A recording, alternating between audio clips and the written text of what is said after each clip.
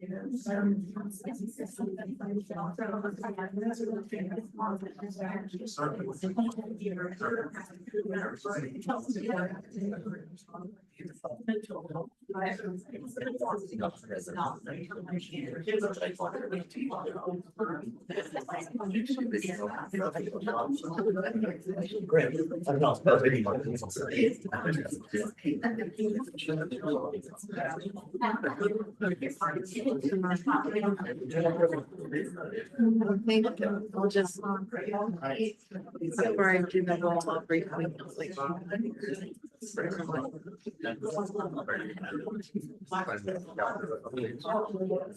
Yes.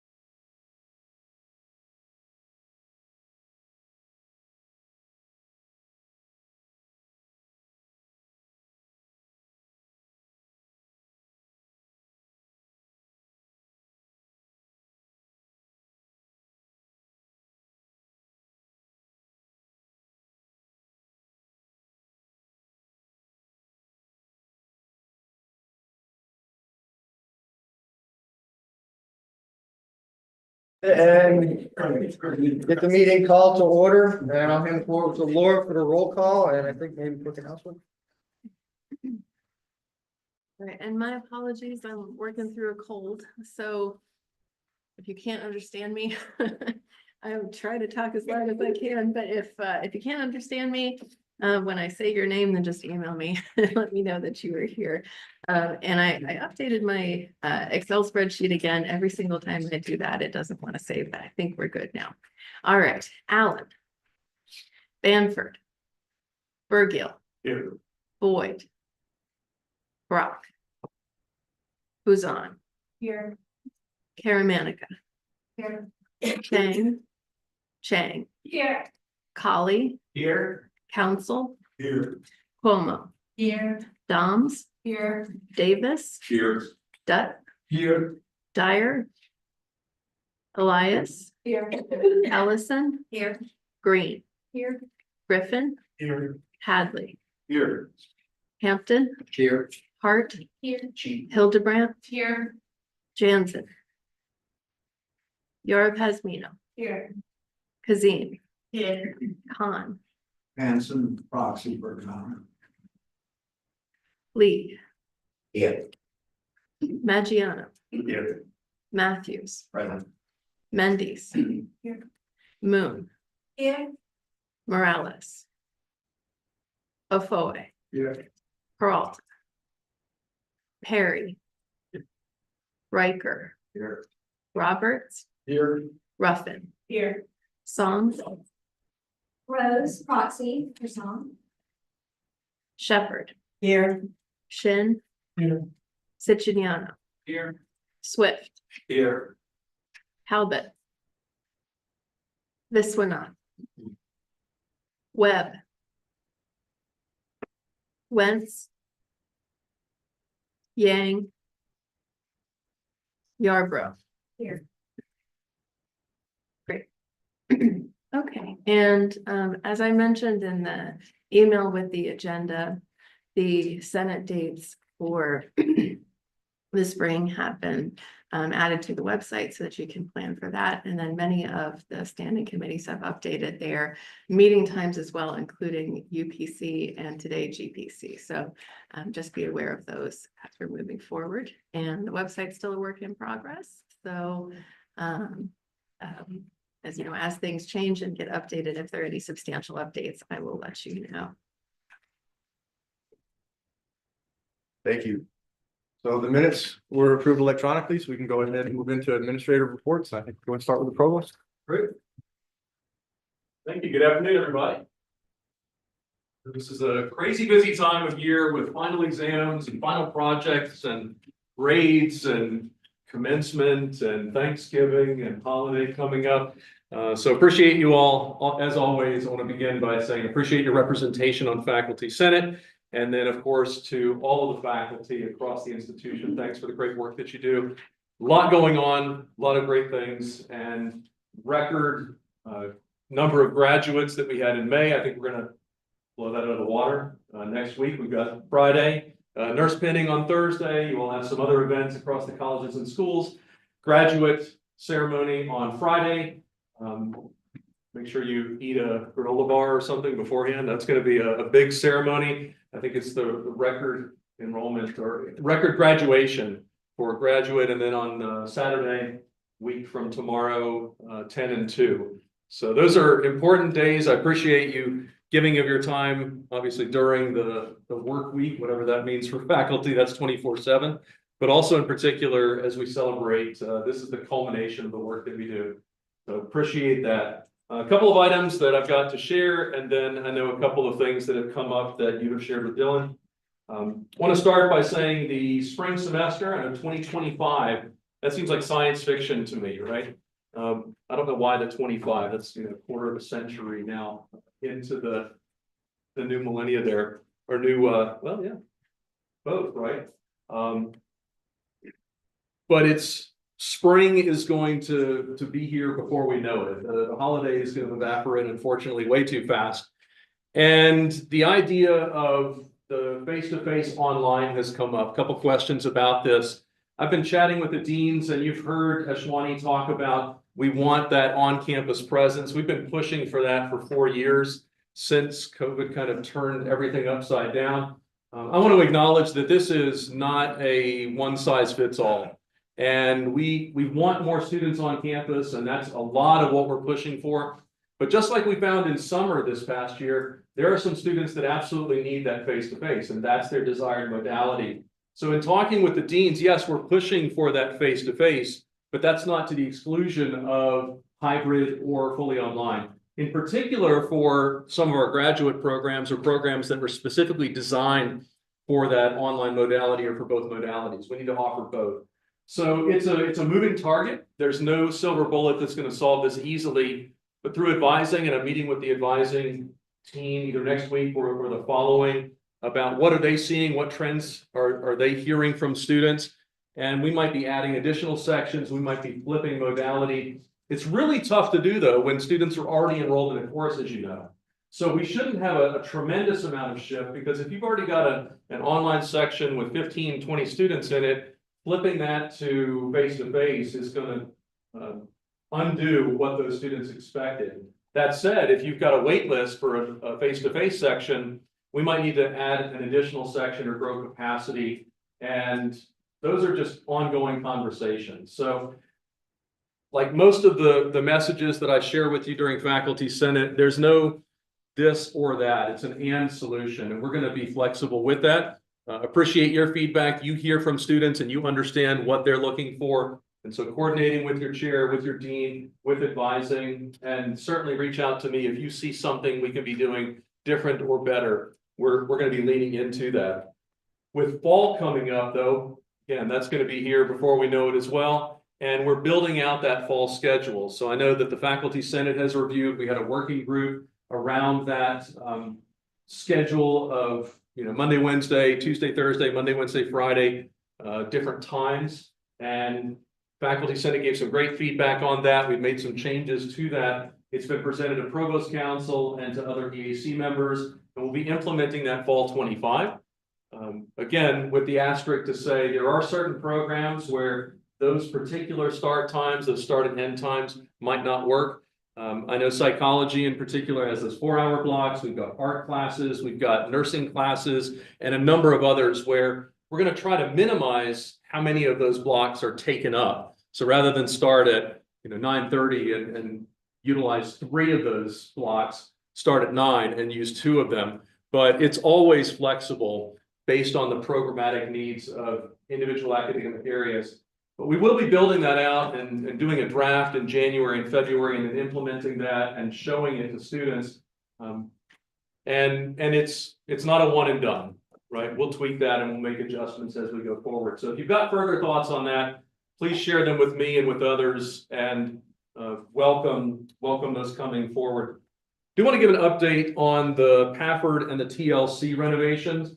Pafford was scheduled to be starting in the summer based on some sourcing of materials, right? We hear about supply chain still ongoing. That's going to start in September of this upcoming year, which gives us a little more time to be intentional about relocating people out of Pafford while it's under construction, and making sure that people are placed in the best spaces possible, contiguous and together with their academic areas wherever we can. Unfortunately, that means that it will not be finished and get the CO for that certificate of occupancy until October, which means that it will impede that. And when I say October, I mean October of 26. So that means that fall of 26 is going to be impacted, unfortunately. But the good news there is we'll be able to move in, not necessarily over the summer, but during the fall, and we'll coordinate that with you. That's a long way out, but again, want to make sure you're well informed and you have input around that. So please work with your chair and your dean on ideas that you've got for those spaces. But these are good things. These are good improvements, and those offices, those teaching spaces, those common spaces are going to be fantastic. A couple of other items that have come up: the metrics dashboard. Anyone heard about this? It's looking at the different areas of success on courses, on student performance and progression. It measures. It's a USG website that's been developed by Michael Roethlisberger. Great visualization into students switching majors. How are they doing on individual courses, variance across courses, DFWI rates. It's just a view of data.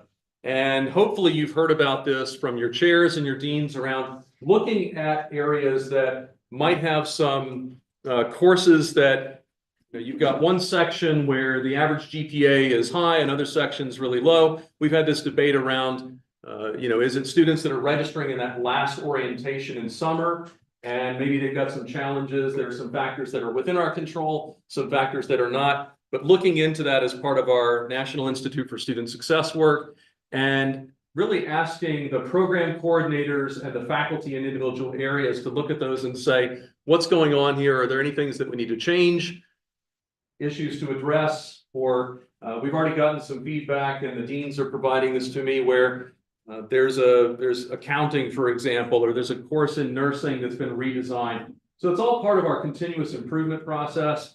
And that metrics dashboard, if you'd like to see what that looks like, we're doing a training for Provost Council. You're welcome to join that on December 17th. Additionally, your chair and other leaders can show you that and give you some insight into it if you'd like to dive into that with us. And then shifting gears a little bit, there were a couple of questions that came up. I appreciate Dylan you sharing those. One was around the student credit hours for XIDS, honors, abroad, and others. The question was, are programs getting credit for that? And I want to assure you that there's two views there. One is credit hour production in academic areas, let's say computer science, and what is the overall credit production trend, up, down, neutral, across multiple years. The other is in workload and productivity of faculty with respect to size of classes. And I want to make sure that if someone were to teach an honors section or an XIDS section, those are independent. You should always be empowered to do that and take those on. Those honors classes and these XID classes and our abroad sections are really important. And if you've got a passion for that, absolutely lean into that. That should not come at a cost of your academic area. And I know some people have expressed some trepidation around that. If I teach this honors section and it's a smaller section, is that going to negatively impact my credit hours and my discipline?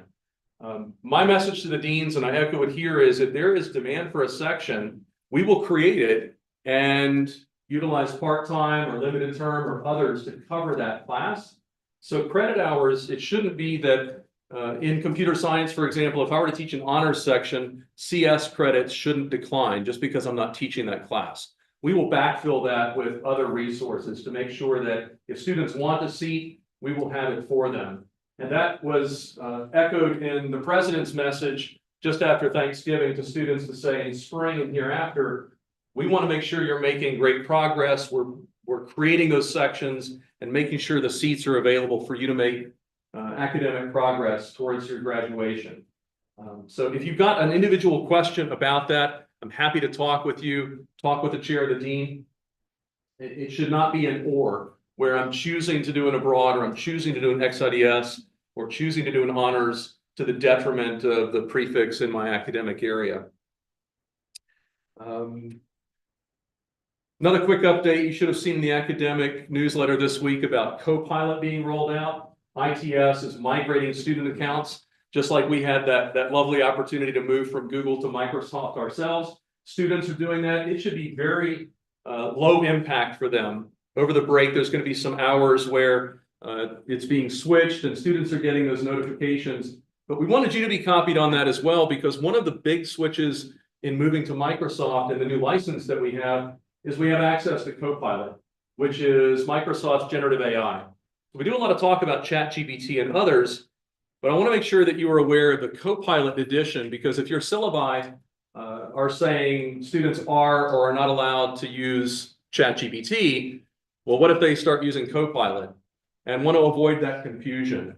So I know we've got an updated language, and Jeff, I saw you gave me an email earlier today about talking about this with the AI committee and updating that language. IFE is making some edits. So if you've got in your syllabi specific technology that says ChatGPT, please be mindful that we're adding new tech, and you might want to talk more generically around AI and generative AI is either being allowed or not allowed. Yes. One thing real quick on this point, if it's okay. The UWG Online is working to put into the Concourse syllabus, you know, that you template that you use. Under course policies, there will be a generative AI policy sort of section there. And it'll have a link to our page on the website where it talks about the 4 policy options and everything else. I just want you to know that that's not done yet. So if you're preparing your syllabus, your syllabi now, be mindful that that is going to be coming. We'll let you know when it's there, but you will need to have an AI policy in each of your syllabi using appropriate language, not being restrictive to ChatGPT. And all those links and everything will be there. So just be patient, but do revisit your syllabus before the semester starts, because it will be in there at some point. I don't know yet when, but they're working on it. So just an update on that. Maybe on December 25th, it'll magically show up, right? Yeah, It'll be a bow wrapped around it, right? Maybe. Last 2 things, and I'm happy to take any questions. The Common Course components and D2L, IFE, and UWG Online, and many of you are having conversations around this. ITS is looking at the ability to remind students and provide support to them before assignments are due, and make sure that they're not forgetting to turn things in. I know you all are much better students than I was, but as an undergrad, I almost got in trouble one time for forgetting to turn something in. And your students are brilliant, but every now and again, they're probably coming to you saying, gosh, I didn't realize that was due yesterday. Can you give me some extension on this, right? Nobody's ever heard that, especially this time of year, right?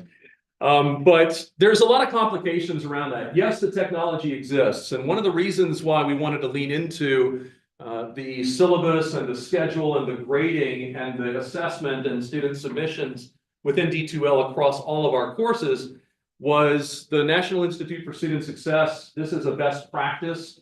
Not as many institutions have adopted this yet. And like so many areas, UWG is on the forefront of this, of leaning in and making sure that we've got this in place so that we can then start doing things like integrating ITS scripting and reminding students.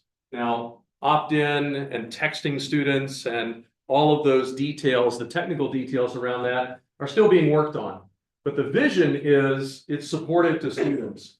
The night before an assignment is due, if a student has turned it in, great, fantastic. If they haven't, because nothing would be more annoying to get a reminder, remember this assignment is due tomorrow. You've already turned it in. The system looks, you know, annoying at that point. But if I haven't turned it in, it's something encouraging saying, I know you're working on this, keep going. Just want to remind you not to forget to turn it in, hyperlink or whatever it is, make it super easy. On the other side, the element of this is, you know, students having meaningful feedback at a reasonable time. And best practice is, you know, we don't wait until the end of the semester to grade things. We want to give quick and rapid feedback so students can learn from that. And so I've started talking with the deans around what does that mean in individual academic areas? One of the questions posed was, well, the system is going to, you know, impose deadlines, or it's going to tell my department chair if I haven't turned something in. That's not the intent at all, but to let the faculty and program coordinators in a particular area say, for example, in English or nursing or computer science, we believe and coming to consensus together around 5 working days or 10 working days. What is our expectation? And putting that into the calendar also within D2L. So students aren't emailing you or stopping by saying, hey, have you already graded this yet? Maybe you have, and it's in that system and they've got it, but putting in the return time, that service agreement between you and the student of, well, this is when you turn it in, and this is when you should expect feedback back. And perhaps giving a friendly reminder to faculty, I know you're grading these things, just want to remind you based on your calendar that the grades are due in a day or two. And use that for faculty to stay on track as well. But it's supportive, it's not punitive, it's not cops and robbers. That's not the vision. The vision is, in the same way I use my calendar to remind me of events and to-dos and so forth, assistive technology in the same way embedded within D2L. And I know there's been a number of conversations around this. If you've got feedback on that, would love to hear from you directly. Also, I think we've got some of the subcommittees of the Faculty Senate that could be working on this, and what does that really look like on a per program area? We're looking to not only prove the technology can do this, and there's all kinds of hiccups around automatically texting students and getting opt-in and permission. Once we've ironed that out, looking to pilot this a bit in spring, give feedback to academic areas, colleges and schools and the faculty senate around adopting this fall moving forward, but more discussion to come there. If you've got ideas or questions on that, would love to hear it. The last thing I've got, and then we'll get into questions, is the faculty leave policy. Email or feedback given, and I'd like to address this again. The policy exists at the USG level as well as at UWG level, and all of those packets that we receive, I'm looking at and have presented and will continue to present them to the president. When I talk about the, my preference of that word leave or not, it's not to diminish the policy. The policy is the policy, and we absolutely will adhere to that. My concern is using this idea that faculty aren't working.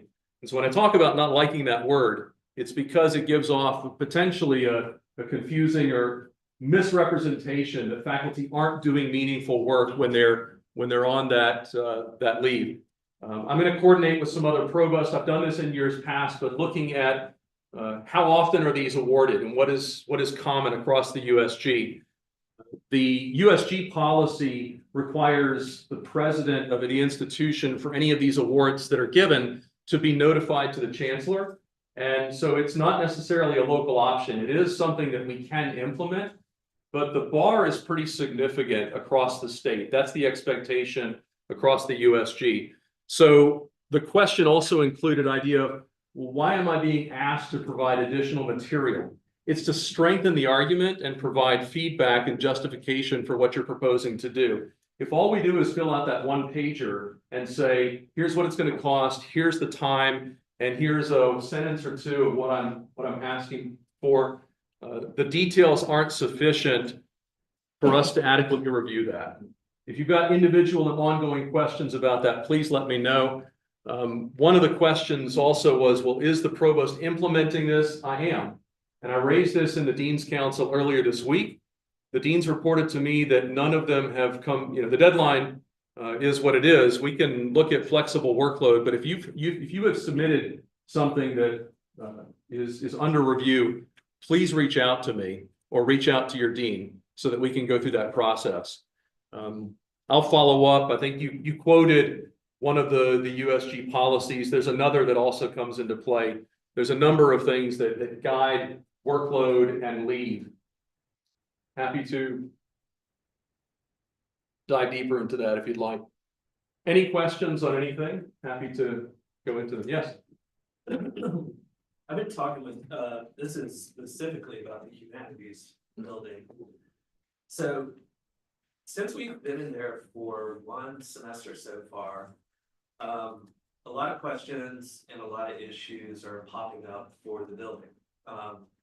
It was definitely a long process, supply chain, other things, but 5 years, right? yeah, At least. we were in the gun hall. That's the only time I ever spent that much time at a dorm. Like, wow. Felt like I did undergrad over here, but there We was can do TLA. We can give you a second. There was really difficult communication through the whole process. A lot of unknowns. Information was really not shared. And so for the visual arts side, we have spaces that are unusable. The wrong furniture was ordered. We have not yet been able to set up our animation lab, our map lab for 2D design. There are TVs everywhere, like in the back stairwells. Our critique room, someone made the choice to put barn doors in there. And it's supposed to be, what was agreed upon were just walls for students to put their work on, to get feedback from faculty and other students, but there are barn doors in there. There are 2 massive TVs in there that don't work. We have speakers in places where they shouldn't be.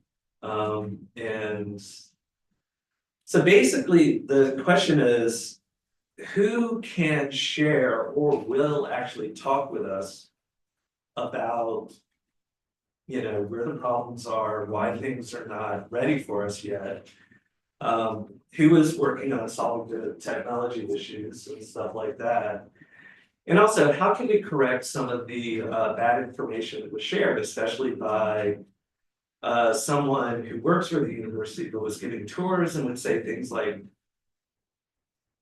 not super positive about art, let's say.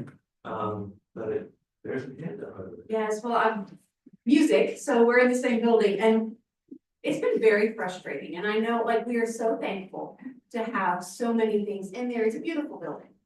But there are still classrooms that do not work.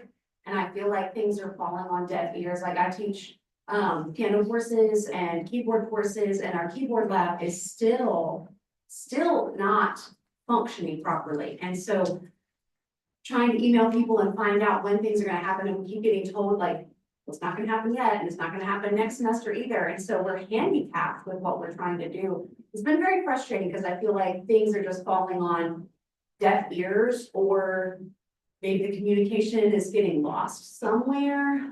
But it's been extremely frustrating from the outside. I think people are like, wow, what a beautiful building. How wonderful you have this great space. But inside the rooms, again, things haven't been designed the way we were told they were going to be designed. And so performance spaces are not what they were supposed to be. Classrooms are not what they're supposed to be.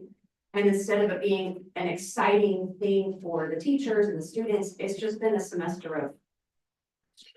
Yeah, so my commitment and my offer is please email me. You don't need to give all the specifics, but say, I see issues that need to be addressed. And I'll work with Clint and work with facilities, come together, let's do this punch list, what needs to be addressed. Because it shouldn't just go to the void. So I'm offering to be that conduit and make sure that this gets taken care of. Thanks for raising it. Thank you. Yes, I appreciate we're invited to the metric meeting, dashboard. You said, can you tell me the date, you said the 17th, but the time? let me share that back with the group. I don't have it in my head right now, but I do know it is on the 17th. But we'll get that message down. What else can I answer? It's 9:30, Oh, thank you. 9:30 AM, 9:30 to 11. Room right here, 102, Richards Hall.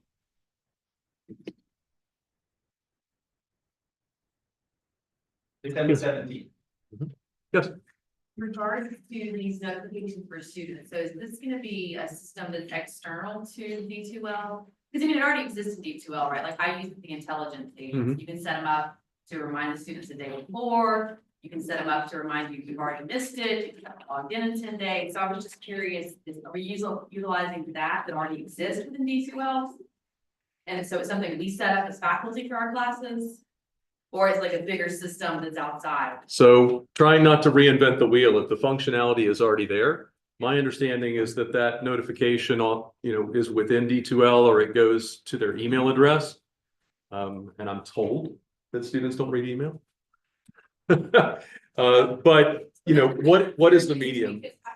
One limitation that the intelligence agents have, again, because I currently use them, is the notification that gets sent to the student gets sent to their D2L email. But if they're already not logging into my D2L course, then they're probably not going to see the D2L email. Right. But the notification could go to their other email or another mechanism, right? So Yeah. if there's working on this, they need more help, I would be interested in being part of the discussion. Thank you. Again, I have used, that's a tool that I currently use. Yeah, I mean, if you're in that ecosystem, it's great. And you got the notifications and the dashboard when you log in, but the presumption is that you're logging in. Right. And interestingly, this has been a decades-long discussion that I've had at multiple places around, can we text students? And I've heard, no, we can't. And I've heard, well, why wouldn't we be able to, as long as we're opting in? So overcoming those hurdles, but knowing that if we're reminding them within a system that they're not logging in, what good is that? Exactly. So really being critical around how is the system functioning and how do we reach students at the frequency that they're going to hear? Thank you. Yes. Dr. Preston, thank you for that. Is that, forgive me for my technical phraseology here, is that pulse thing though? That's not the students like that and use it. Could this warning go through on a pulse push notification thing or not? Or am I mixing? I think ITS is looking at, different ways, but at least the test that I believe we're going to be seeing a demo of next week is just a simple text that goes out. Okay. And then the question became, well, do I get individual texts for each assignment that's coming up? What if I've got 3 things due tomorrow? Do I get a single one? Debating that, I'm trying to get us to a place where we can see it actually function. And then we can get to usability and, one could debate, well, 1 text a day should be less annoying, but maybe we want it to be annoying. Maybe they'll be incentivized to turn things in early and not get the reminder. There's all kinds of pros and cons, but that's the conversation we'll be having across spring when we at least get, our feet a little bit wet and we see that it's technically possible to do. Thank you. Great questions. Others? Please reach out to me if you think of anything, you get an inspiration later today or next week. And look forward to seeing you all and celebrating graduation next Friday and Saturday. Thank you.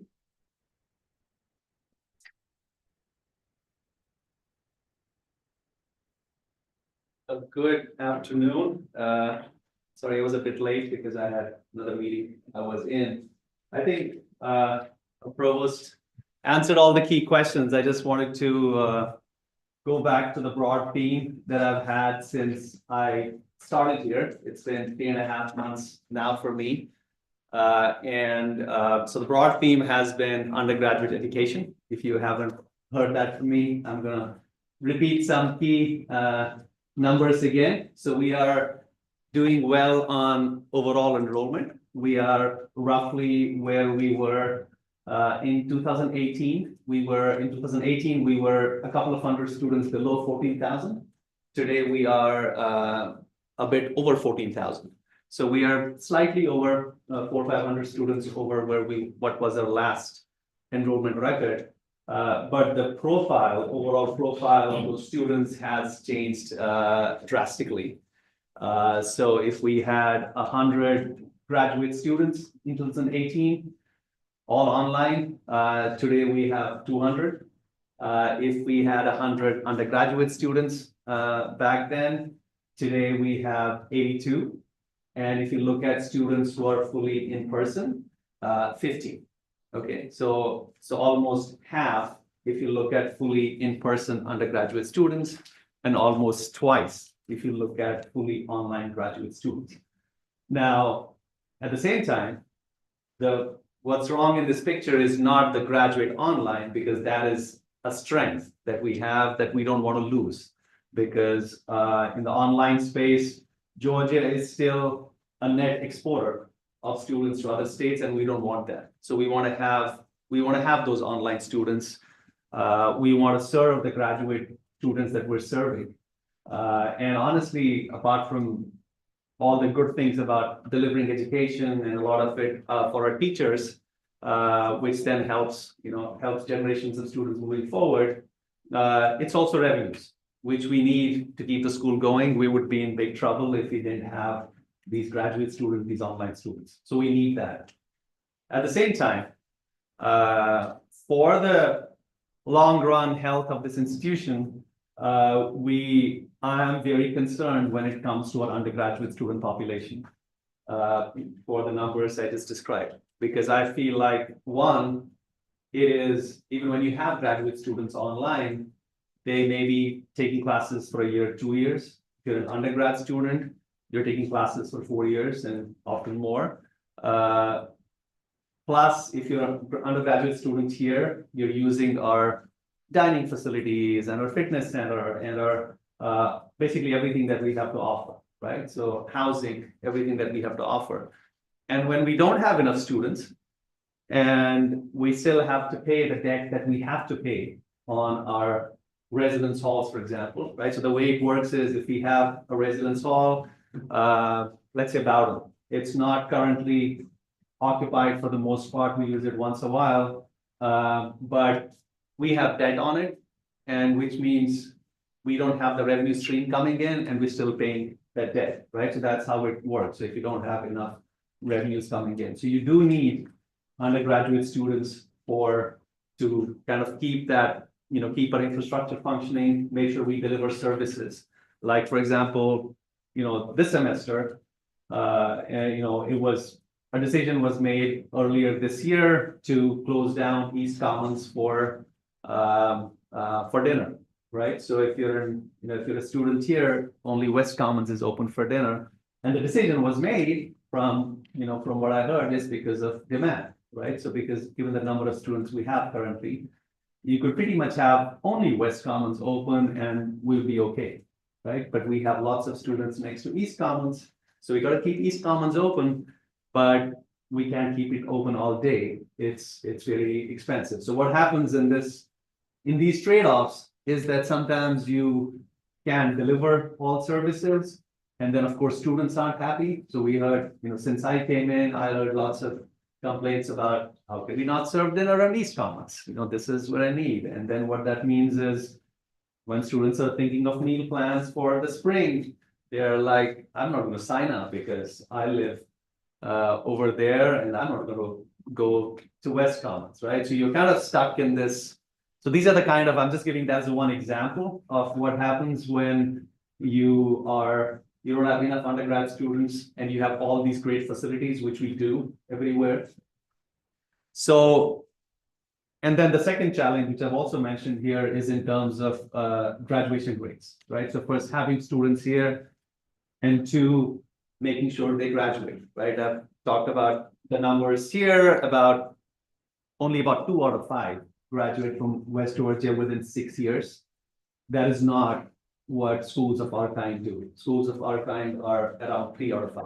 Okay, so it's closer to 60% than closer to 40-some%.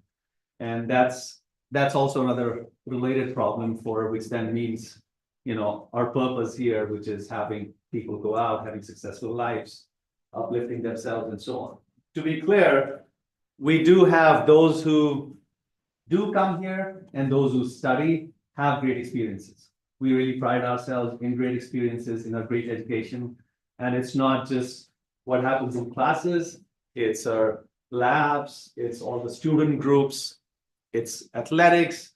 There's a lot going on, which is a great reason to be here.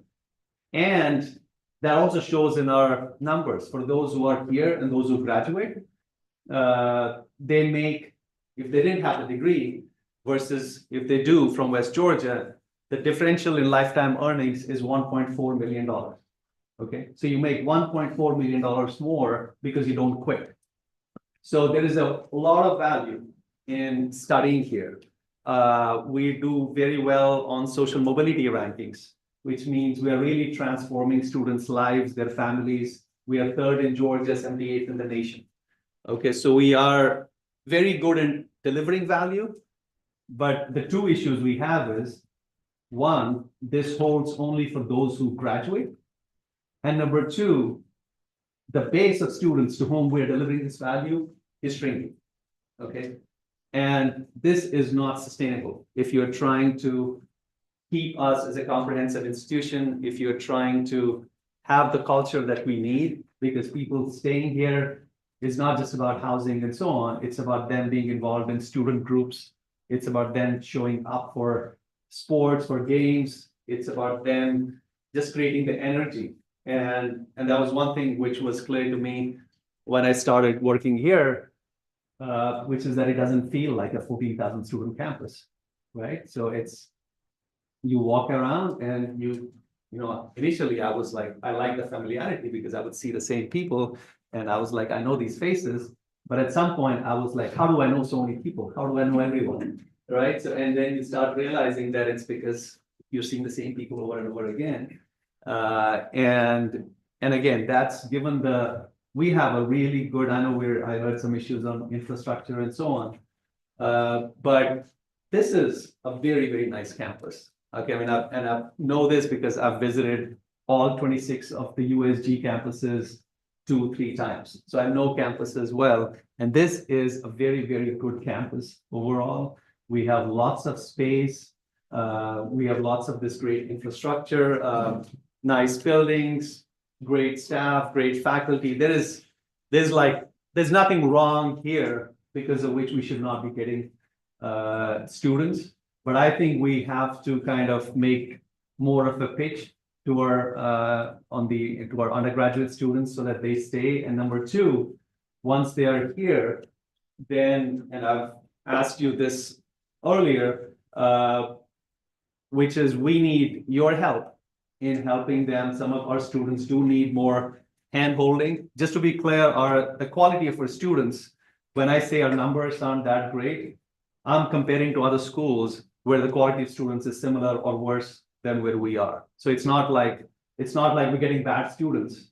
But many of our students are first generation students, or who may not have the support, who may not have people to ask to, like many of the things which all of us know because we've been through a college education. Sometimes when you're a first generation student, it's all new, you're intimidated, you don't go into spaces, you see a computer lab and you're like, well, I'm not a computer science student, maybe I should be stepping in.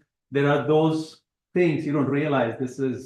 You don't take space because you feel like I shouldn't be taking space. I don't know if I belong in those spaces. So a lot of it is students, we do have students like that. And how we make sure that we are focused on whatever they need, that hand holding or some of the technology that John Preston here talked about, early warning alerts and making sure they get feedback when they need so that they can make the right decisions.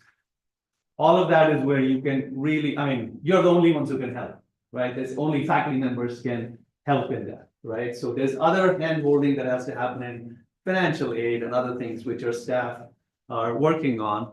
But a lot of that help needed is essentially on the academic side. And so that's one place where I would ask for your help. And the second one is having in-person classes. We really, really, really need in-person classes. I was in the staff advisory council yesterday, and one of our academic advisors was there. And I was talking about all the messages and I'll talk about some of the things that I just sent in my message to students yesterday. And she said, well, you said, we'll have classes for you, but we don't have enough classes. I'm struggling talking to deans and talking to others because we don't have enough classes. Can you talk to your faculty members? Because we need classes overall, including online, but B, especially in-person classes, we really need. And we could get, and I'm working very hard with everyone to make sure that we get students on campus, because again, it is something really critical for us to have students here on campus to maintain that culture. And so, for example, I'm talking to my admissions team and saying, how do we get students who are the right profile, who will actually benefit from what we have to offer, who will actually be excited? How can we get a better match? To me, it's less important to just get numbers, especially when more than half of those will never graduate. It's more important to get the right numbers, and then we can help them, then we can make sure they stay. So it starts right from admissions, but then when they're here, then it's about all these other experiences. It's about having those classes available, because honestly, we have, I was discussing with John, we have like students who are here, who are committed, who are in our housing, who want to take classes and they don't have in-person classes. And they go and they are unable to find those in-person classes. And so we could do all we want in terms of getting students here, making them live in our housing. But if they don't have those options, they are not going to return to us. And at this point, I am concerned that even in the immediate future, in the spring, it will be harder to get those students back. Some of it is, like I said, not having in-person classes. Some of it is, like I said, the East Commons and other things that they haven't been happy with. And how do we make sure we get them back, we keep them, we help them succeed? So those are the two things where I really do need help from faculty members. So please talk to, you're in the Senate, this is a committed group, but please talk to your other colleagues so that we can have sufficient number of in-person classes, and so that we can have wherever help is needed. It's not because, as faculty, we look at our own class and we don't realize what it means for somebody who's trying to succeed. and see what we can do to help people succeed and help them graduate. So I've been, like I said, I've been talking to my team, trying to see what all we can do, whether in admissions, other areas, housing, what all we can do to get students here and get students to stay in for the spring. So to that end, what I did was yesterday, I sent a message to all our students and highlighting and the key message, I mean, I didn't frame it that way, but honestly, the key message was, please come back in the spring. Okay, that was the message. But what it was basically telling people, number one, like these numbers, like, hey, this is what education means for you. This is your return on investment that you're having by studying here. These are all the great things we have in our laboratories, in our athletics and everything else. And then I gave them a list of things that we're doing better for the spring. Okay, that was my key message. The first one was food.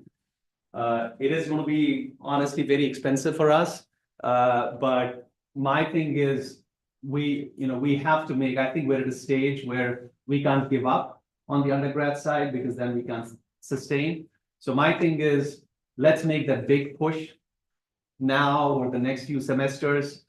And honestly, if over the next 2, 3, and I won't be here, but over the next 2, 3 years, if we don't see this ship turning, then we need some big changes. We don't need all this infrastructure. We don't need, like, we can close down one dining hall. We can do steps to at least, save the money, right? So when if you don't have it, but I don't think we're there yet. I'm optimistic. I feel like we have such great facilities that we can, if all of us, staff, faculty, if all of us work together and are determined to get these students back, I think we can do it. And we have to make that big push. And that's what I was trying to do in this email. A lot of it is, is more money that is spent, but I think it's worth it.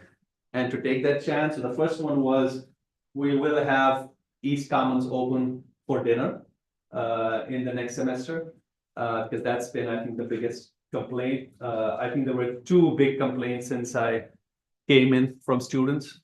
One was on this East Commons thing, also some other, hey, East Commons is better on this and West Commons doesn't do this, some other things like that too. And I believe those things because I eat in both those places. So I'm a regular in both dining halls, so I'm well aware of those things. And the other one was air conditioning. I'm getting mold in my room, and a lot of it is because many of our places have these window units which never function well, or students turn them off, or they're easier to mess with instead of central HVAC systems, right? So these were the 2 main things that I got. So for food, one big thing that I told them was East Commons will be open for dinner. A second thing was on how in UCC, where the Chick-fil-A and stuff is, there's some, and you'll see that in the spring, there'll be new flooring, some lighting and stuff. It'll be a much more welcoming space for our students, for all of us. Also, our bookstore will, if it's not yet already, very soon we'll finally have the heirloom donut sign. You've been seeing the sign, and it's a long story, but the short version is that heirloom donuts hasn't been doing well in other locations, so they are unwilling to make the commitment to have this as a whole store. But what we're going to be doing, I think sometimes too now, but definitely by the spring, is to just have them deliver heirloom donuts, have some coffee, have it in the bookstore, not in a separate space that's being developed, but just have it in the bookstore, which is one great way to bring students in, bring community members, not just students, but bring the whole community in. So I'm excited about that. We also have, if you haven't been to the Momentum Center, and we have some great spaces for our students. There are also some snacks and stuff. Students can come there in between classes. So these are the kind of things I've talked about, like, hey, when you come back in the spring, you'll see these changes and you'll see these food options. The second one was tech, and John mentioned some of these already. Things like our Copilot, which comes with Microsoft, with the suite of products that we have. We're also working on an AI chatbot, Wolfie, which is, right now, we do have chatbots here and there, but this is kind of a unified assistant. And which over time, it won't be immediately, but over time, it'll become personalized. So as a student, I can sign in and it'll know what courses I've taken and can tell me, hey, this is your major, you've taken these classes and you should be doing this. And hey, here are these options for student activities and so on. So it'll learn over time and it can guide you better. And so, that's getting started now. And also, for our student solutions, a better appointment scheduler and stuff. So there are some tech changes happening to kind of make life easier for students. Another thing I mentioned was an on-campus housing. Some of it is, in our lounge spaces in housing, we're getting some furniture and stuff so that students it's a more welcoming place for them. A big investment has been on the HVAC systems.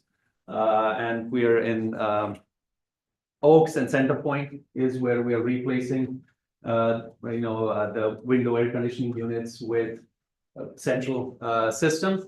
It's very expensive. We're not even doing it entirely. We're just changing some key components, but it's $2.6 million. Okay, just for, and not even, if you replace the whole thing, that'll be $10 million, right? So it is, so these things are very expensive. That's why I was saying infrastructure is like something, it's great to have if you use it. And if you don't use it, it can really drag you down. Okay, so, and so we are making that investment and it'll take, I think 8-10 months, but by next fall, it should be like all of this work should be done. I think that's going to be a big change because these are the two buildings in which students have been complaining a lot. Like I said, the East Commons and Oaks and Center Point, this has been most of the complaints I've received. Recreation, some things I noticed here in dining, in the fitness center and other places is I'm trying to kind of just standardize sometimes. I myself, like I said, because I use many of these facilities, I go to the fitness center, I go to other places and sometimes I'm just confused on like what, why is this changing? Like, why is Saturday different from Sunday and then Friday different from Thursday and so on? So we're trying to get some consistency where we just tell people it's open 16 hours. On weekdays, weekends, it's open 8 hours and these are your times, right? So just some simplicity, consistency. Similarly, between East Commons and West Commons, I've been trying to see, it shouldn't be like one is better than the other. Maybe there are different options, but how do we make sure that, that both are good in their own way, right? So looking for some consistency overall. Also in the UCC, on the third floor, this spring, you'll see, there'll be virtual reality. This was all kind of planned already, but by the spring, it'll be fully operational. Some gaming spaces, ping pong table, just a nice space for students to come over to the UCC. And finally, on the academic side, I mentioned some of it was like new spaces in the library and so on. Another place which is highly underutilized. We have an awesome library, great places for quiet study, collaborative spaces. But, many days I go there and sometimes there are more staff than students, right? I mean, there are times when students really use it, but it's like on few days and many days, especially late at night, it's, I don't see that many students.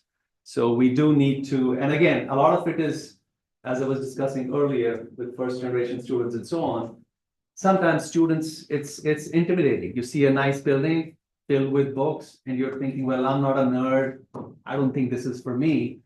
And a lot of times it's simply how do you get people into these spaces, faculty and, and so on. I'll tell you another example. I mean, I didn't mention that in my email, but just to give you another example of, kind of how things are sometimes underutilized. We have a great health services center. I forget, what's our health services center? What's it called? Is it called Health Services Center? The Tanner. Yeah. Yeah, it's called, oh yeah. So I went there the other day. Honestly, I was like, I would go, it's a bit inside, not like on the street. And I had like, I think I've seen all buildings on campus, but that was one that I hadn't seen until Thanksgiving Day or the day before Thanksgiving, I was just traveling around and I was like, hey, I've never gone here. And it's a really nice facility. And it's, students can go in, pay $20, no insurance, and you get, and they are pretty well equipped. Okay. How many of you know that you can go in? Can you raise your hand if you knew that you can go in? Okay, so a few of you do, right? So I didn't know, you can pay for us, faculty and staff, it's $50. And I tell you, once you go in, it should be, for all of us, our students, faculty, it should be a first point of contact, but it's not. Because it's not top of mind, another great facility that kind of remains underutilized, right? So, and it's like, if you go $50, at least with my insurance plan, I'll be like, given the copay deductibles, everything I do, it's like, it is a really nice option. When you pay $50, you don't have to deal with anything insurance, and it takes it a lot. So I'm just giving that as an example of another great facility we have, which I was so impressed with, that our students don't use as much, and something's happened, and this is not their, this should be like, even for us, this should be like, one of the services it should be top of mind for us. So coming back to my email, like I said, one thing I mentioned was on these new spaces in the library, a couple of other academic things. The big one was we will try to have, more in-person classes, as you've been asking, and we're making, I know John is working with the deans to see what we can do to have that, because we really need that. So these are some of the examples, but the whole message, like I said, was essentially accepting that you've been seeing some issues in the fall and spring will be better, right? And it'll be better, and please stay, because if you do stay, your life will be really good. You'll get educated, you'll have options in life, you'll make more money, you'll uplift yourselves and your families. So please do stay. And this is what we're doing to help you stay. And I think in this process, we can do, staff, administrators can do whatever, but at the end of the day, you are the ones, faculty are the ones they trust, they connect with, they look up to, who inspire them. And so we need you to convey the same kind of message and make sure that students hear that from you and they see the value, and wherever you can give them a helping hand to just keep moving, don't give up. Please do so. Again, I mean, this is not, of course, I know all of you do it already. I'm just repeating that because it is just something which I think is, one, it's important for the overall health of the institution. And B, it's just important for these students and their families. I mean, it breaks my heart to see that we lose so many students and then they have nothing to show for after spending their money, time in the prime of their life at this place, and then they have nothing to show for it. I think it's heartbreaking, and yes, we have to make sure, and we work on it to make sure we get kind of the right students and so on who can succeed here. But our overall quality of students is pretty good. It's not like our student quality has watered down or anything. So we do have good students. We have great faculty. We have great staff. We have an awesome infrastructure. But all of that has to come in together. And I think a lot of that is just the message that anytime you see a student with an issue, like I was talking to my financial aid folks, any student has, hey, I don't have this money. Of course, the first thing is how can we support them? Can we arrange money? But my second thing was, even if you can't offer them any money, can we at least give them the message that even if they spend their own money, if you're in state, over 4 years, you're spending like maybe $30,000, and then you're making like 45 times that. You're making 1.4 million. Like there's no better investment, even if you spend your own money in West Georgia. So how do we, and all of you would have your own messages, but all I'm asking is anytime you encounter a student, please try to propagate that message that this is worth it. This is a school where you do invest.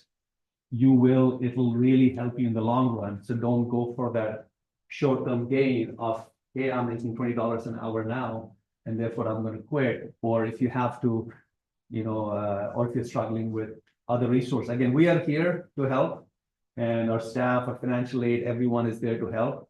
But sometimes you, faculty, will have your words will carry a lot more weight to them than if I say something or staff say something.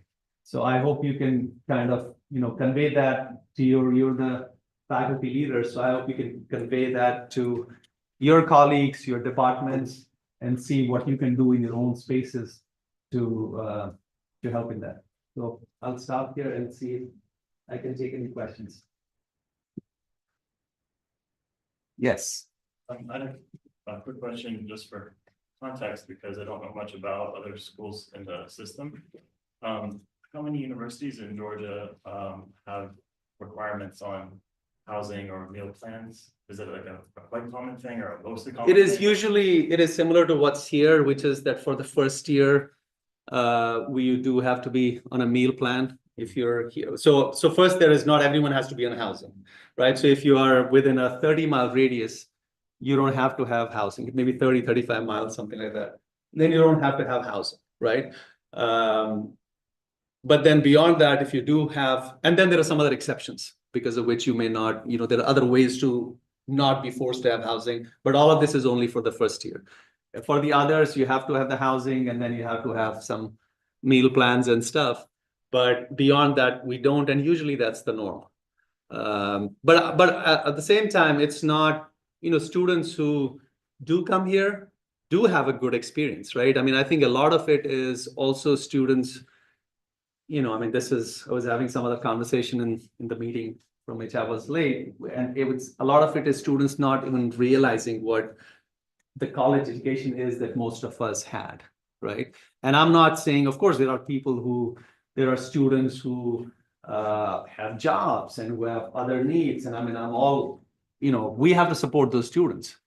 But at the same time, we do need that core group of students who can keep maintaining that culture, who will, I talk to my advancement team, right? And when I talk to our foundation, when I talk to our donors, they are pretty much all of them have undergraduate degrees from here, and a significant number of them have been in Greek life, right? So they have those or been in athletics, right? So they've been part of some big group, whether Greek life, athletics, or something else, and they are the ones who come and give back to us right now. And I talked to my advancement team that if these are the numbers today, who's going to come back 10 years, 15 years, 20 years from now and support us on these things? So it's like a graduation rates, which is people who stay here, enjoy it, people who stay here, who go through the process and graduate, have an awesome life. The issue is just that not enough people are coming here, staying here, not enough people are going through that and then graduating. And so what they leave with is like the worst of what we have to offer, and they don't see the best of all that we have to offer. And so and we're looking at, trust me, we're having lots of conversations. We just had a leadership meeting yesterday and on what all other things we can do with high school students and so on. We're having lots of those conversations. But as I said earlier, to me, this group, the faculty group, has that sway. This is what inspires. You tell them your own stories of what education did for you. And that can have so much more of an impact than somebody in the staff saying, hey, I know you're struggling with this, but you should stay on in this one. We'll try. I'll try, my staff will try. But when a faculty member says those things, it carries weight. And at the end of the day, it's one student at a time, right? We talk in broad numbers and percentages, but all of it comes from one single life that is struggling with a situation, that is doing something, and that finds someone who's offering a helping hand, or who just asks someone to just hold on for one more semester, and it'll be fine. And I think that level, that's why I'm asking you to talk to your colleagues, because we meet at that level, so that as when a student goes in and when a student has a complaint, we have all of us, all faculty have that big picture view in mind of what it means. If I help this one person, or if I connect this one person to some other resources, then what it may mean for the macro level picture I'm saying. Because this macro level picture is like, it's just up in the air. At the end of the day, it's one single student who is considering, should I stay or should I leave? And what we can do for that individual student. And these things, these are one-person stories, which then build up to the story of West Georgia. Yes. Very good. A lot of questions floating around inside my head. So based on some of the things that you just shared with us, what might be some of the research that is underway or going to happen to have an understanding of why our students may not stay? Like, you know, to kind of data that could come back to us faculty so that we could use that to make individual changes, let's say in our areas, our units. So I guess that would cover, say, you know, that understanding idea. I'm gonna trip over my words, I apologize. But also, like, what new initiatives are happening with admissions? I go and do a lot of recruiting. They were really awesome in sharing things with me, but in terms of programs, specific concentrations, instead of just the 100-mile view, but the specific things that help parents and students in terms of what they're looking for and how it differentiates us from other places. I mean, I do art ed. Georgia State has closed down their art ed. I would love to have all their students. So, you know, what could admissions give me that helps sway folks away from somewhere else, for example? Then another thing is faculty engagement. You know, I know some faculty that 2 days a week, that's it for them. So what is the upper level cabinet talking about with deans, directors, and chairs in terms of motivation for faculty to be engaged on campus more than just within teaching classes? So, yeah, well, I mean, there are several yeah. several layers to each of the things you mentioned. But first, yes, it is an issue, and like I said, I've been doing a lot of you know, just going to buildings. One thing I love about being president is my card works everywhere. So I just sometimes late at night, sometimes, you know, I just go into buildings, or sometimes, like I said, this health building I hadn't seen, and I just went in, and honestly, I don't see many. It's not just about faculty overall, but it's the overall, because, you know, you go to a building and you see some nice spaces, and sometimes you don't, you know, I don't see many faculty around. I don't see many students around. And sorry. And so there's definitely that issue. Now, in terms of how we can motivate it, of course, as we know, COVID played a big role in that, right? I remember I was in Rutgers at that time. I was the provost at Rutgers, Newark. And before that, when we would work so hard to get students to teach faculty to teach some online classes, and people were like, no, I'm not gonna, and we'd give incentives and we do this, and like, no one wanted to teach online classes, even though we had a strong demand, right? And then COVID happened, and of course, all faculty weren't initially happy, but then quickly it was such an enormous situation that faculty made sacrifices and they quickly did it. But once that happened, then the next thing was faculty got used to that mode of teaching, right? And we got used to a certain lifestyle. This is not just faculty, this is happening in the corporate world, as you know. And now there is some back and forth, and how do you get people back? So I think that's kind of the key thing. Some of it is also, I think, our scheduling and stuff. Like, I know we're now having some classes on Friday, because one of the things I've been doing, talking about data, is I've been looking at what's our daily different kinds of data. What are our swipes in housing and dining, and how many are showing up in classes in person, and so on. And Fridays, there are like, I think about 1,000 students. And then when you go on a Saturday game, and then board members are sometimes like, we should do more marketing. Where are these students? Why aren't they coming up for games? But when I looked, it was like out of those 1,000, 500-600 show up for game the next day. So it's a very high percentage of students who show up. And I think the same thing happens in some way for faculty too, which is if you're not depending on your schedule and if you're not teaching and you're not there. And I think I don't think that can be something which I would want to mandate from the top. It would have to be something which comes organically. Hopefully, if we have the message that our presence, our physical presence makes a difference here, and that it will make a difference now. If I have a career ahead of the next 5, 10, 15 years, it's important for me to be here. And I think it has to kind of come from the bottom up, to be honest, the faculty. In terms of other data that you said, the big data is in terms of, lack of in-person classes. I mean, John Preston he just stepped out a minute, but it's not good. We don't have in-person classes anywhere close to what we used to have. And so that is definitely the big one. For the other reason, outside of in-person classes, which is a particular issue here, just to be clear, we hear about online everywhere across the country, including in West Georgia, including in Georgia. But this decline in person is particularly severe for West Georgia compared to any institution. The only ones I know from the system where online really dominates even more are like the really small institutions like an East Georgia or an Atlanta Met.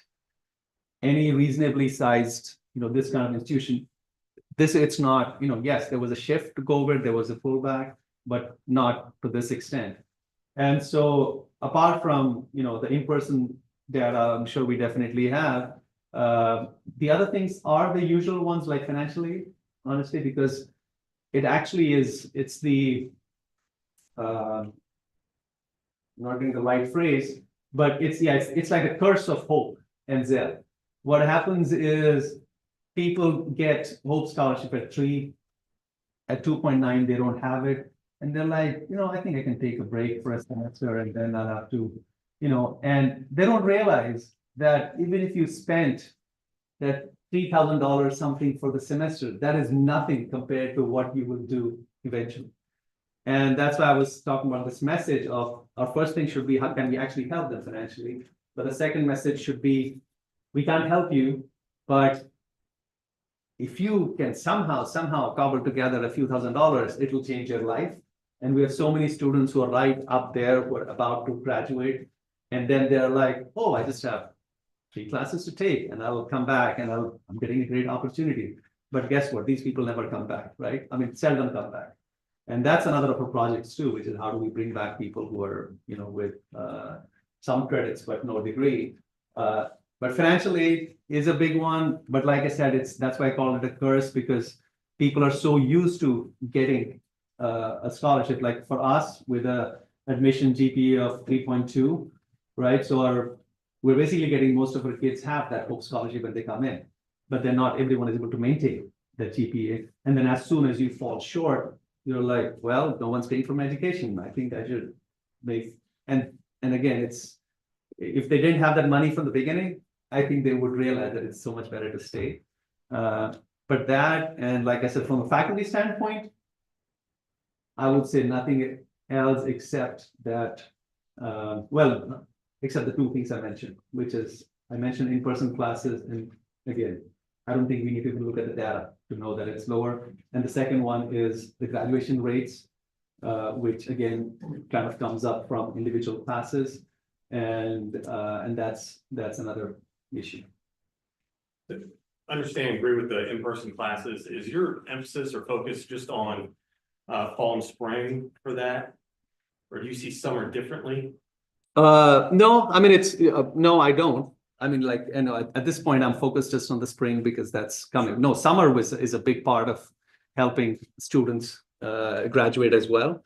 So I don't see it differently in that sense, but a bulk of our students are like, this is where fall and spring is where we have a bulk of our students, and summer is And much the reason more. I say that is I know, just speaking on the college business, we have predominantly gone to online classes in the summer because it was difficult to get students to come in. Yeah. And now we also have that unique compensation for, faculty, they only get paid per student based on, the summer salary. So to go in and ask faculty to teach face-to-face classes, which they know they won't fill Yeah, and they won't get paid for. and I think that is, Is there and a I way to think. maybe incentivize that? Yeah, Is that about- no, I mean, I think honestly, I mean, if there are classes in and, if there are going to be situations, whether it's summer classes or even in a regular semester, where we need online, where we need to have, that offer that flexibility. Right. But I think the issue is just that we have gone too far on that side that there is, so I don't, and I'm a big believer in, we don't have to, whether it's with faculty or staff, I would not want to waste my energy on that 5%, 10% who don't care and who just want to do their thing, not to, for example, teach in person. But I know, and as a faculty member, I've seen it with my colleagues, 9 out of 10 people are people who just want to do the right thing, who just want to contribute, who just want, there may be some obstacles, but they want to do the right thing for their students. That's why we're in this profession. Otherwise, we wouldn't be professors, right?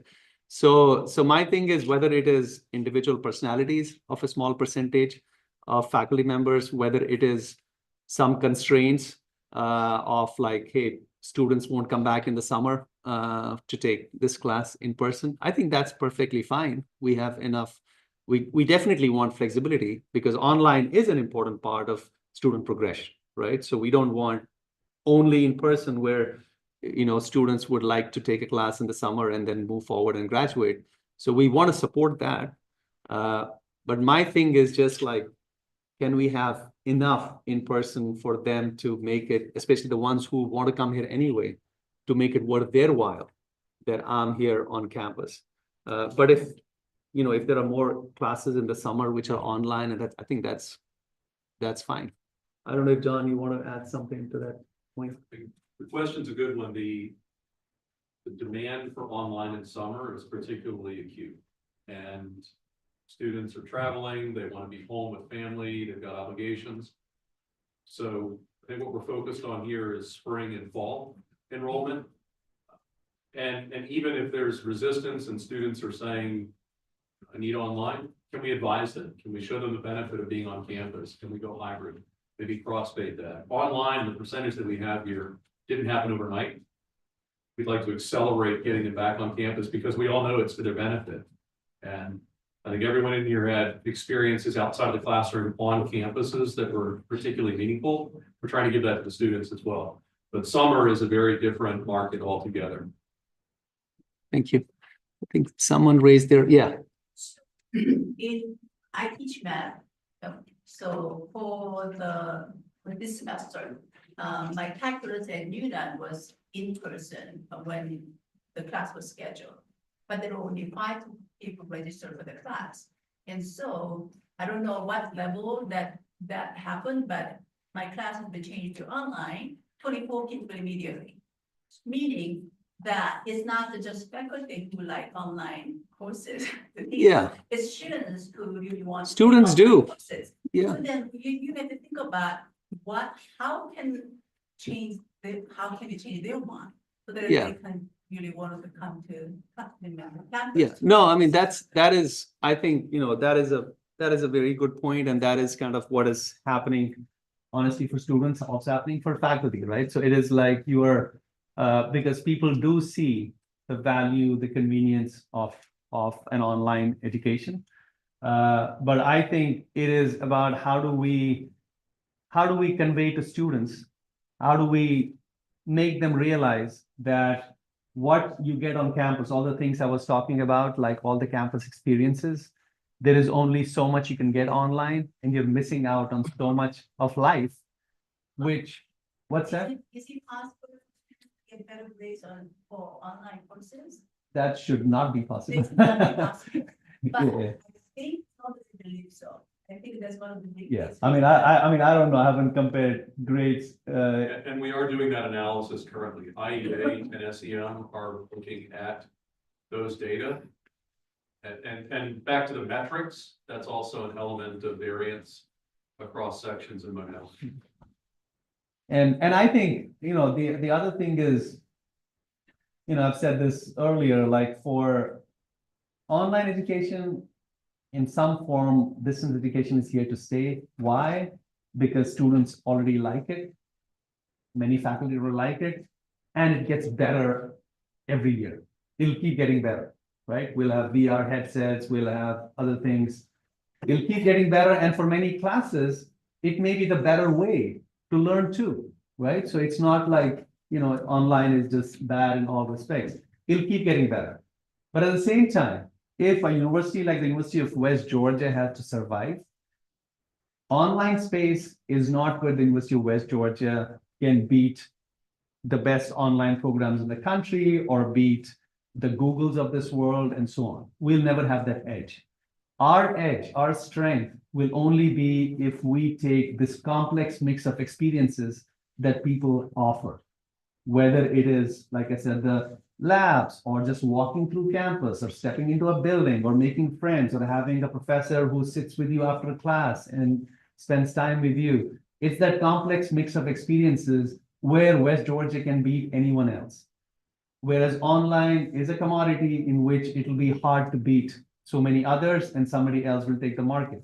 So while we have, we keep offering, like to your point, there is that demand, but I feel like the more we can do while online keeps getting better, if we can make it also better in different ways, at least we keep that core group of students who will maintain the culture, who will maintain what the brand is of the University of West Georgia.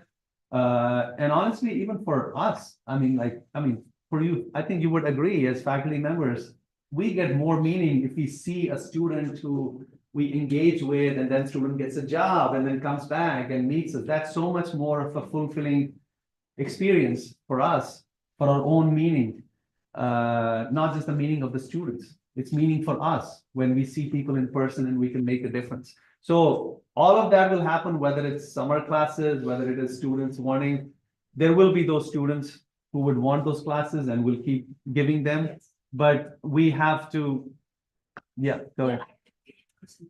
I'm learning and teaching too, so I'm not advocating online. Yeah, no, I know, I got it. Not Yeah. the issue. My Yeah. concern was that, students want to take online classes, but we want to bring them to the campus. So I think at some level, you have to think about, how to kind of not equalize, but make in-person classes and online classes, offer same level of experience of learning and the grades and everything. If online students have better grades and somehow they feel that it's easy to. Well, classes and that shouldn't be happening, right? So that should not be happening, which is, people look at online as a way, as an easy class. But that should be happening, and again, these are departmental level discussions, like, I don't know, for math, what happens when you teach online versus when you teach in person. But these are definitely worthy discussions to have within departments, because again, what I'm presenting to you is kind of, here's the issue, we need your help. How you help will honestly have to come from individual faculty members, will have to come from individual departments based on what you teach, how you teach, and so on. I can't tell you what's the best way to teach math and how we equalize scores, but I'm just telling you that I see this, if I didn't feel as strongly about this issue, I would not be, as you've been seeing me, I'm like a broken record, and this is how you'd see me every meeting, because I'm trying to focus on one issue that I feel can be really, that is at the core of the identity of the University of West Georgia.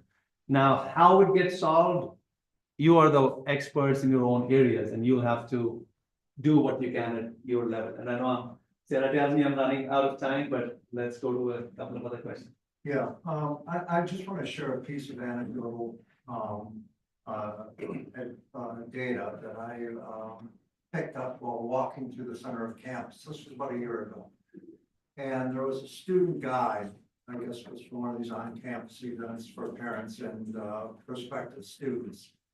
And there was a group of students around this tour guide, and she was bragging about, or at least making it a very positive experience, how she is living locally, but is not taking any on face-to-face classes, and it was all online classes, making it as though this was something that students should look forward to.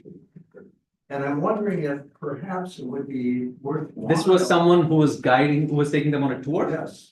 Okay, And I Sarah, guess, let's make a note of that. and I guess it might be worth having a survey of students, a sophisticated survey, and check out what students actually do feel about having online versus face-to-face. I think we should be encouraging face-to-face. I think that there's much more to be gained from a face-to-face experience than an online experience. And personally, perhaps I'm a little bit more negative towards the online experience. I would just assume it all be face-to-face if it could, if it was feasible. I know that there are situations where that's not, because students No, have. and I think to your point, honestly, that's one reason I keep harping on the same message. Because this is, unless it's not going to be enough for me or a provost or whatever to just say that message, unless it trickles down to that student who was doing the tour, unless it trickles down to every single student in your classes, you talk to other faculty members. I think I may have said this earlier in this room, but one of the stories I like on this topic is when JFK visited NASA and he saw someone who was a janitor and didn't know and said, "Hey, what do you do here?" And that person said, "I send people to the moon."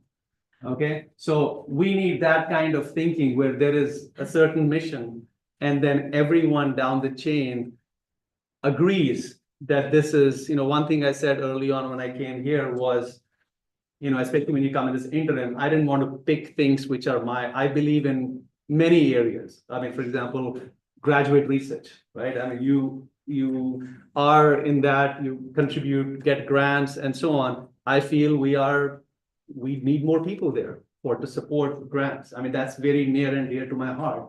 And I feel for us to be in that, we have to. But I don't talk about these things because I'm like, I want to send one message. And I want everyone down the chain to have that one message, because if you can fix that one thing, everything else will fall in place automatically. And we have to make sure it's not going to be just these emails. I send emails, I'm sure, less than 5% of the students actually read my email, right? But I'm asking others through different means or student groups. I was talking to them. I was like, how can you tell them? Because they listen to you. And the same thing is what I'm telling you as faculty members, because they'll listen to, if you're teaching a class and you kind of say, hey, see, you just did this group project. This couldn't have happened in an online space. This is the benefit. So please come to your classes. You'll realize, or if sometimes there are these magical moments in class and you tell people it's happening because you're here. That's why I'm encouraging you to attend classes and be here, right? So there are those things which will happen one person at a time, one faculty member at a time, one staff member at a time, one student at a time. But unless it happens at that level, then it's not going to be enough for a top-down email or a top-down action. So again, I know Sarah is showing me I need to be elsewhere. So thank you as always for everything that you do for us. Thank you. And I'll say to the president and everybody else, if you're wandering through campus, specifically Pafford, looking for me and my door shut, I might be there. I'm just trying to protect whatever heat I actually have this time of year. So, all right. Thank you. All right, everyone. So a couple things. The first, you've heard this idea of like continuing the dialogue with your colleagues. And I truly hope that you're doing that as senators, that what you hear from our leaders here, that you do take that back, and whether it's over lunch or coffee or something, that you are talking with your colleagues about what you hear here. And then we can come back next month and continue that conversation. That's really, really important for our role as senators. So briefly, before we move on to some other committee business, I want to give you a quick update on something that I think is really important that the executive committee is working on. So some of you have recently received, all of you should have recently received an email from me that lists our current committee charges. So at our last executive meeting, I asked all of the chairs to really take a look at those charges that we currently have and think big about them and think big about our committee structure as a Senate in general. We kind of did this a few years ago, I think, but I think it's time that we really say for going into 2025 in the future, does our Senate structure look like it should? And I asked to think with an eye towards three big things. Number one being equity. So we have in no particular order, I should say. Equity is really important. So we have some committees that just get hammered, and we have other committees that frankly just don't really get any business. The other big thing we need to think about for those committees is relevance. We need to make sure that our committee structure is capable of handling the tasks that we as a Senate, as faculty leaders, need to be able to handle in 2025 and going forward. The other big thing we need to be able to address with our committee structure is efficacy. It frankly does us no good to have committees with charges that cover areas which frankly we don't have power to be efficacious over. So that is something that we need to consider when we're reviewing these committee charges as well. So as an executive committee, we agreed to basically take a look at all of our committee charges and come up with started from scratch, working with what's there, but come up with a draft for our next meeting of, in a perfect world, what's that charge look like for our committee? And to also ask straight up, does this committee need to exist? Or could those resources and could that membership be rolled into something else? That's also on the table. So what I would ask all of you is to start thinking about this as well. So you can get in touch with your committee chair if you have ideas that you would like to float to them between now and the next committee meeting of what that committee should look like. Should those resources be merged somewhere else? Do we need additional committees? The membership is also on the table. So the way we have our committee structured right now is all of our committees, in addition to having us on them as senators, they also have representatives from all of the units on campus. And some of our units are a lot smaller than they used to be. That can be really taxing to get representatives for all of these committees. So does that need to be the case? Do all of our committees need to have more than, or maybe could some committees just have senators on them? Right. So these are things that I hope we're all thinking about. So the way this is going to work is hopefully we'll have drafts to at least consider for our next executive meeting, and as an executive committee, we'll discuss where we're going to go from there.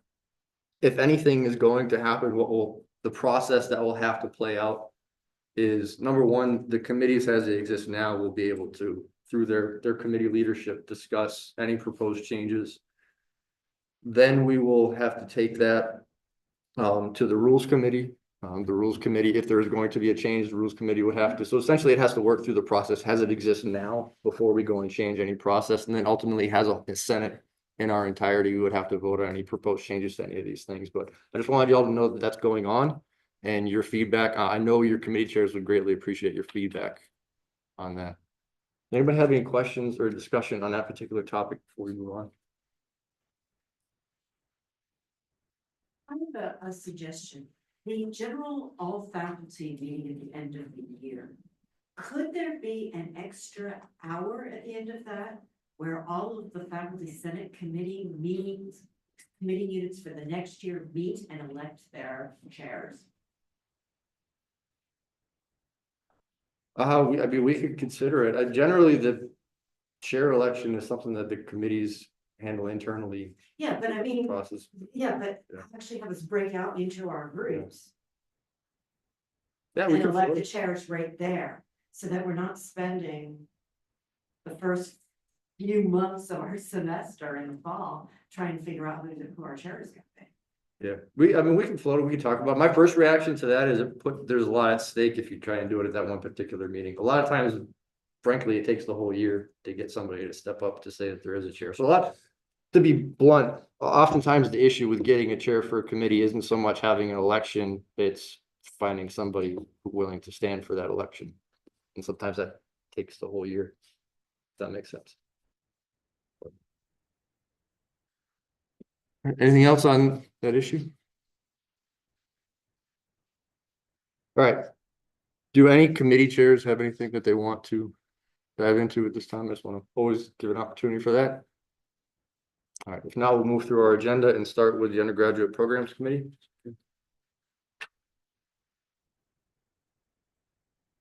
UPC submitted a slate of 32 action items and David sat through that. We haven't received any questions yet. If anybody has any questions about any of those items, take those. Okay, so I take it we're ready to vote then. So all in favor for those 32 items from the items from UPC, you'll raise your hand. All in favor? All right, any opposed? Or any abstaining? Thank you. All right, so next up would be GPC.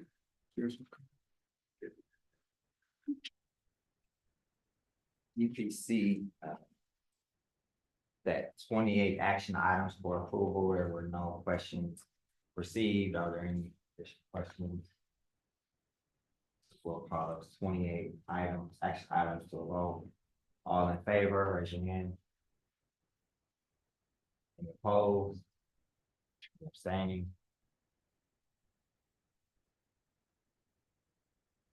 Thank you. All right, so I had just, I don't think we have any old business. Does anybody have any new business they want to bring? All right, under announcements, I have two things. The first, as always, whenever there is anything to discuss, probably for the next several months, I'd like to give an update on the presidential search. So the first big thing there is the listening sessions were this week. I'm just incredibly grateful to you and to your colleagues. The faculty and staff turned out in significant numbers for those meetings, and I think that was incredibly important. I think it was incredibly valuable.